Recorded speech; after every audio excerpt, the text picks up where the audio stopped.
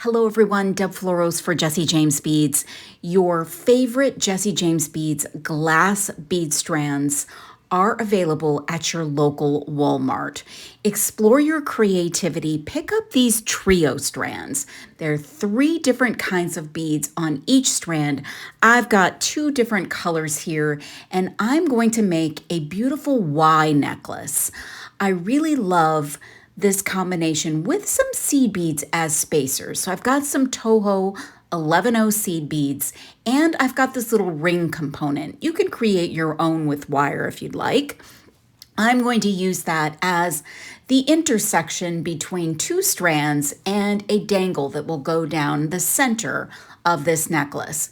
Now I'm sorting out my beads. I'm kind of getting my bearings on this design, and I think I'm going to create some wire wrapped beads and use those metal pieces for the focal section. Now I'm going to start by using a head pin and wire wrap one of those large crystal beads.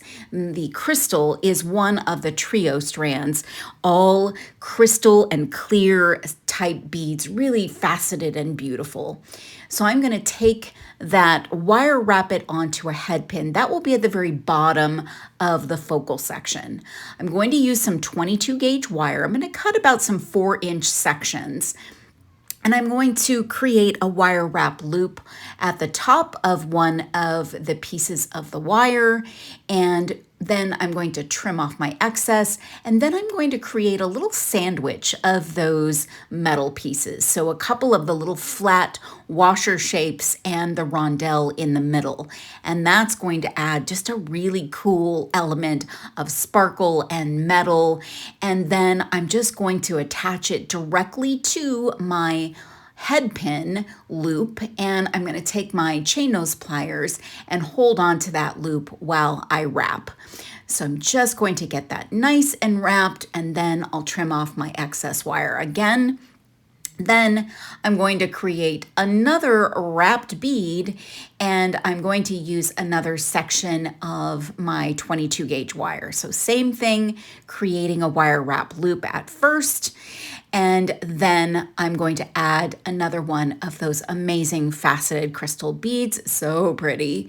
And then I'm going to create another loop, but before I wrap it, I'm going to open that up and attach it to the previous section. So just dropping that right in the loop and then holding on with my chain nose pliers to do the wraps around that bead. All right, one more section of the metal and one more bead to be able to complete this little drop of the Y.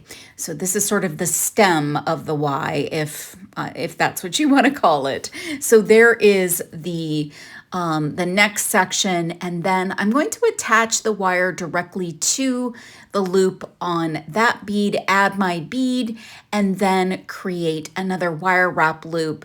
Open that up before I wrap it, and then I'm going to attach it directly to that ring. And that is going to create that intersection between that drop and my 2 beaded sections of the necklace. So wrapping, getting that onto the loop, and that's going to move around and create such a fun and feminine little aspect of the necklace.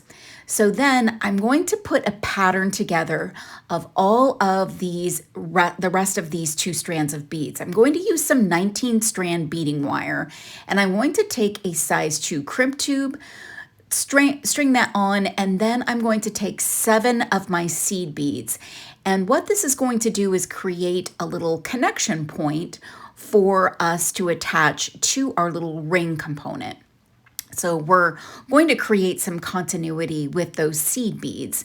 And so I'm going to put that right through that ring component, and then I'm going to pull up the end of the wire, put it back through the crimp tube, and then I'm going to grab my crimping pliers, and I'm going to ever so carefully grab onto that crimp, but not press yet. I'm going to pull it up so that the beads come together. I'm going to hold my wire apart and do the 2-part crimp. That will give me a nice little closure there so that everything stays in place. Now it's all about stringing on a pattern of beads.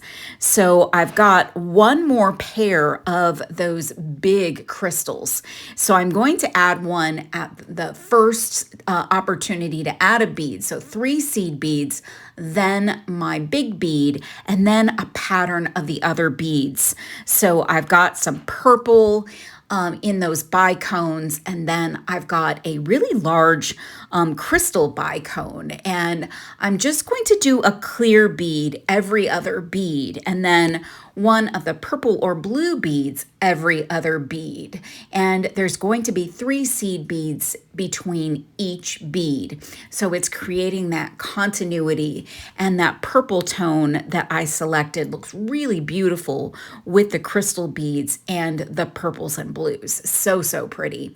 Now, once I've strung the first side, I'm going to do the same exact thing on the other side that's also going to connect to that ring. And I'm doing my crimping just like I did before, trimming off that excess piece of short wire and then just following the same exact pattern. Now, if you wanted to, you could shake it up and do just sort of a hodgepodge, and you could just willy-nilly add whatever beads you'd like and make it sort of a fun and fabulous piece. But I was very specific on matching up my beads on both sides. I just wanted to for this particular piece.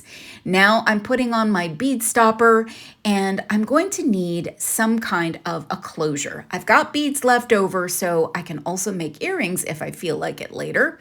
I've got a simple toggle clasp, and all I need to do here is add a crimp tube, take the first half of my toggle, go back through the crimp tube and 1 bead. Then I'm going to pull that wire down, and I want there to be a loop that gives my toggle a little bit of wiggle room. You don't want to pull tight on that toggle piece. So then I'm going to trim off my excess, and now I've got some great movement for my toggle. Same thing on the other side, trimming up my excess, and now I have this really beautiful, elegant Y necklace. This can be casual, this can be elegant, it can be whatever you want. It's so much fun. If you want to make a similar necklace or something else with these beautiful beads, head to Walmart and walmart.com. You can pick up these amazing Jessie James beads, bead strands. Thanks for watching.